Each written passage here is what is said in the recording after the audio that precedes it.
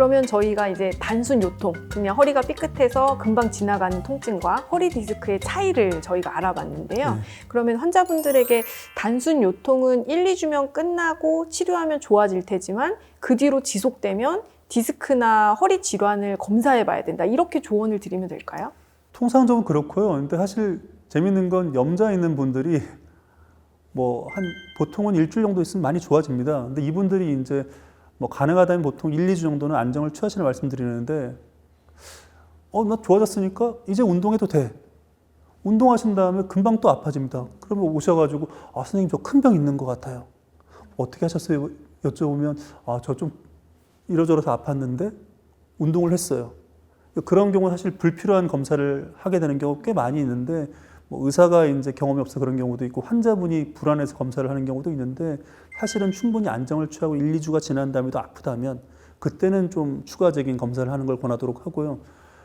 디스크 환자분들 같은 경우에는 사실 이제 아까 말씀드렸듯이 똑같이 요추 4번부에 디스크가 있다 하더라도 디스크가 나온 부분에 따라서는 이 증상이 달라집니다. 때문에 적절한 치료를 위해서는 정확한 레벨을 특정하는 게 중요하기 때문에 사실 MRI 같은 이제 영상학적 검사를 하시는 게 좀 더 치료하는 데는 유용합니다. 네, 맞습니다. 저도 외래에서 환자가 처음에 왔는데 이전에 허리가 아픈 병력이 전혀 없었고 어떤 허리를 삐끗할 수 있는 그런 이벤트가 있었다. 무거운 걸 들었거나 자세가 굉장히 안 좋게 오래 운전을 하셨거나 그러면 1, 2주 정도 진통제만 드리면서 안정을 추천을 강력하게 드리고요.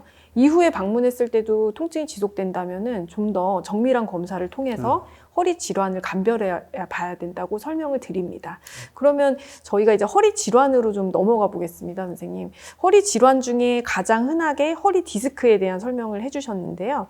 또 하나 노인 환자들한테 많은 척추관 협착증, 이제 말도 어렵습니다. 척추관 협착증이라는 질환이 가장 제가 볼 때는 허리 질환의 양대 산맥이라고 보거든요. 한쪽에는 허리 디스크, 한쪽에는 척추관 협착증. 그런데 이게 사실은 실제로 결론적으로 한마디로는 혼재되어 있는 경우가 많은데 환자분들이 제가 이제 열심히 설명을 드리는데 그래서 제가 허리 디스크인가요? 협착증인가요?를 진단명을 좀 명확하게 구분을 하길 원하시는 경우가 있거든요. 근데 그게 또 한편으로는 증상이 다르기 때문이기도 하잖아요, 선생님. 그래서 허리 디스크와 척추관 협착증에 어떤 환자분들이 느낄 수 있는 증상, 그런 게 다른 게 있을까요? 맞습니다. 협착증 환자가 이제 고령화가 진행되다 보니까 외래에서 경험을 하더라도 정말 협착증 환자가 많이 늘어나는 거를 이제 느끼게 되는데, 협착증 같은 경우에는 척추관을 이루는 구조물 어디든지 이제 예를 들면 디스크가 튀어나오거나 여기 있는 이 관절 부분 쪽이 압력을 많이 받으면 골극이 자라게 되는데요. 이 골극이 자라거나 이 관절도 압력을 받다 보면 두꺼워집니다. 또 이 내부에 있는 인대 부분도 두꺼워질 수 있고요. 그런 퇴행성 변화를 통해서 이 안쪽 내부가 좁아지면은 환자분이 조금만 걸어도 힘들어서 나 허리가 아프거나 다리가 저려서 주저앉게 돼요.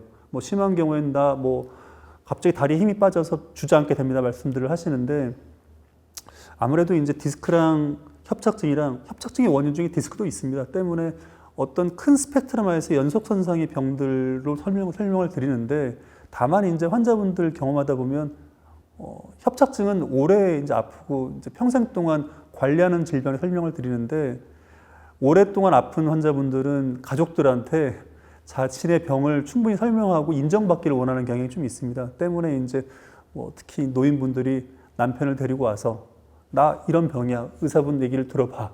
인정받기를 원하는 경우를 좀 경험할 때가 있습니다.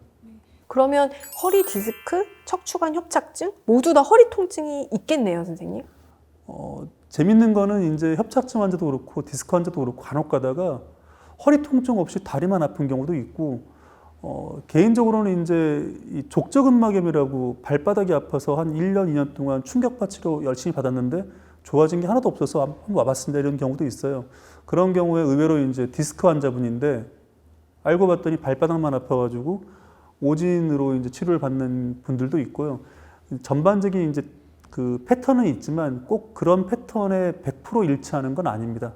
네, 그러면은 저희가 이제 허리 질환 중에서 허리 디스크, 그다음에 척추관 협착증도 요통을 동반할 수도 있고 아닐 수도 네. 있다. 그리고 특히 다리 저림이 나타날 수도 있다고 말씀해 주셨는데요.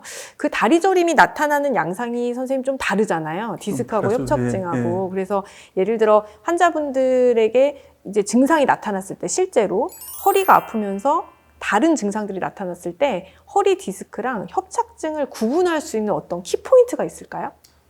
보통은 이제 환자분들이 다리가 저리다고 할 때 협착증 환자분들은 사실 좀 주저앉아서 이렇게 웅크리고 계시면 좋아집니다. 대부분의 경우.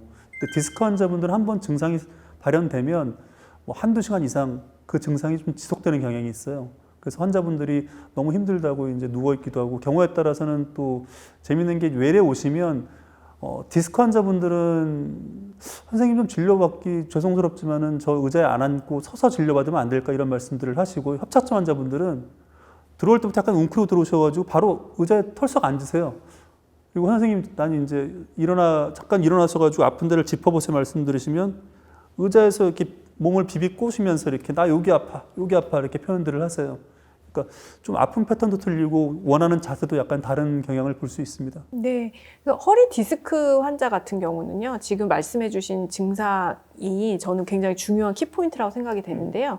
디스크가 아까 이제 저희가 모형에서 본 것처럼 말랑말랑한 부분이 탈출돼서 압력을 주지 않습니까? 그래서 요통이 좀 더 심한 것 같고요. 기침을 하거나 자극이 되면 더 많이 아파하시는 것 맞습니다. 같더라고요. 네. 그리고 저희가 세면대에서는 약간이라도 이렇게 구부려서 세수를 해야 되는데 허리를 구부리면 뒤쪽으로 압력을 많이 주니까 디스크 환자들은 더 아파하시는 것 같아요. 그런데 척추관 협착증 환자들은 이런 증상이 없는 경우가 오히려 많으신 것 같아요. 그러니까 증상이 서서히 진행을 했기 때문에 그 협착 그 정도도 서서히 진행을 해왔기 때문에 이제 구부리고 웅크리고 앉으시면 그 척추관이 잠깐 일시적으로 넓어지기 때문에 그런 스스로의 그 자세를 취하시는 것 같은 그런 차이가 있거든요.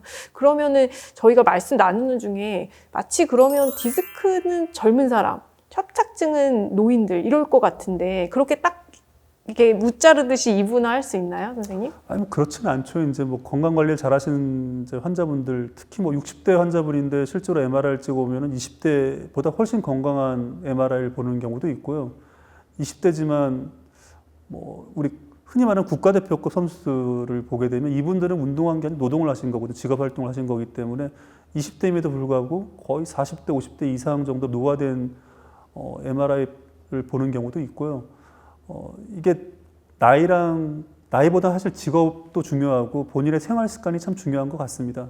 관리를 잘 하시고 자세를 똑바로 하시면은 건강한 허리를 가지고 계신 것 같고, 뭐 나이가 젊다 하더라도 잘못된 자세, 그리고 좀 과도한 운동을 좋아하시면 조기에 뭐 퇴행성 변화가 오는 거는 피할 수 없는 것 같습니다.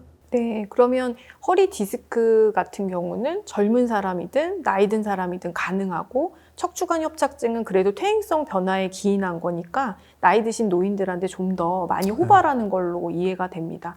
그런데 선생님 이렇게 증상이 너무 복잡하거든요. 그냥 단순히 이제 허리를 삐끗한 것부터 출발해서 저희가 척추관 협착증까지 얘기를 나눠봤는데요. 그러면 결국 어느 정도 안정을 취했는데도 이제 약물 치료를 했는데도 통증이 안 없어지면 저희가 검사를 해서 허리 질환을 알아내야지 치료를 하잖아요. 그러면 이 허리 질환을 알아낼 수 있는 검사법이 뭐가 있을까요?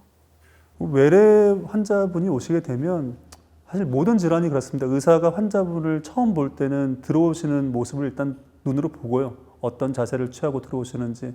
두 번째로 환자분에게 여쭤보는 거예요. 어디가 아프세요? 어떤 양상으로 아프세요? 언제부터 아프셨어요? 어떤 자세가 힘드세요? 어떤 자세가 편하세요? 이런 것들을 물어본 이후에 이제 어느 만큼은 뭐 선생님도 그러시겠지만 임프레션은 잡힙니다. 잡힌 이후에는 이제 간단한 엑스레이를 통해서 뼈의 퇴행성 변화라든지 골격의 유무, 그리고 협착증이 의심되는 소견을 이제 확인을 한 이후에 필요하다면 MRI 같은 검사를 통해서 연부 조직의 문제를 발견하고, 또 이제 신경방사성 통증이 좀 의심되는 경우에는 이제 뭐 체열 촬영이라든지 아니면 근전도 같은 검사를 의뢰를 해서 그런 검사를 모두 종합해서 환자분과 이제 진단을 도출하게 됩니다.